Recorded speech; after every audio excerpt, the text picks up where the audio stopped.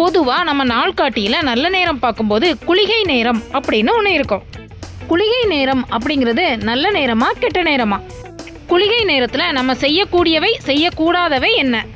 குளிகை நேரம் உருவானதுக்கான காரணம் என்ன அப்படிங்கிறத அந்த பதிவில் பார்க்கலாம். வீடியோவை ஸ்கிப் பண்ணாமல் பாருங்க, எதையும் மிஸ் பண்ணிடாதீங்க.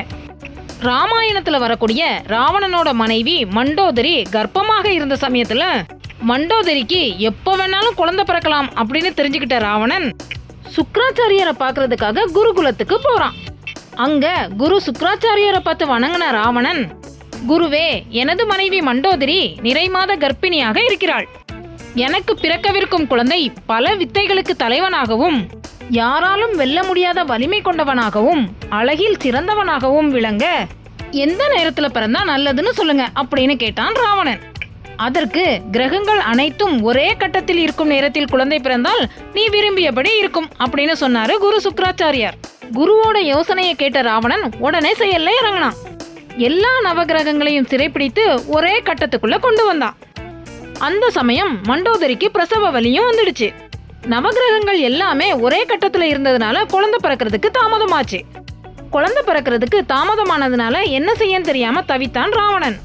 இந்த சிக்கலை தீர்க்கணும்னா நவகிரகங்கள் 9 பேரை தவிர நல்ல காரியத்தை விருத்தி செய்வதற்காக ஒரு புதிய உபகிரக அதிபதியாக ஒருத்தரை சிருஷ்டி செய்யணும் அப்படின்னு சொல்றாரு.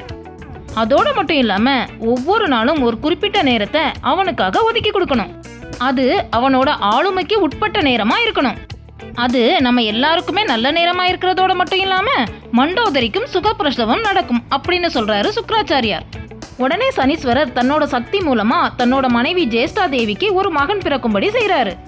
சனீஸ்வரருக்கு பிறந்த மகனோட பெயர் குளிகன். குளிகன் பிறந்த அதே நேரத்துல மண்டோதரியும் ஒரு அழகான ஆண் குழந்தையை பெற்றெடுத்தாள். மண்டோதரி பெற்றெடுத்த ராவணனோட பையன் பெயரு மேகநாதன். குளிகன் பிறக்கும் போதே நல்ல காரியங்களை நடத்தி வைக்கும் தன்மை உடையவனாக இருந்ததுனால நவகிரகங்களோட அதிபதிகள் எல்லாருமே அவனை வாழ்த்தினாங்க. நம்மளோட நாள்காட்டியில ஒரு நாளைக்கு 2 வேளைக்கு குளிகை நேரம் வரும். அந்த நேரம் காரிய விருத்தி வேளை அப்படின்னு அழைக்கப்படுது.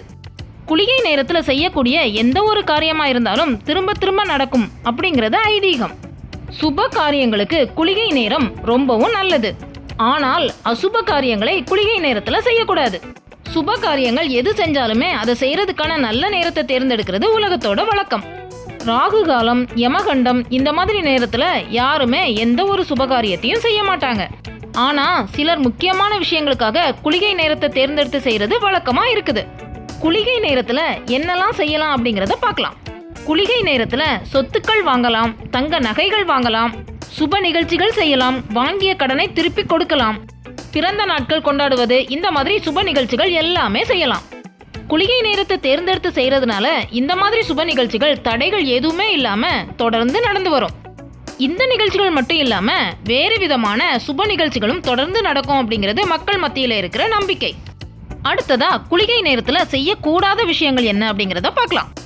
வீடு, இடம், நகைகளை அடகு வைப்பது, வீட்டை காலி செய்வது, இறந்தவர்களோட உடலை அந்த சமயத்துல எடுத்துட்டு போறது, இந்த மாதிரி விஷயங்களை குளிகை நேரத்துல செய்யவே கூடாது. இந்த பதிவு எல்லாருக்குமே பயனுள்ளதா இருக்கும்னு நம்புறோம். அடுத்தது ஒரு நல்ல பதிவோடு சந்திக்கிறோம். நன்றி.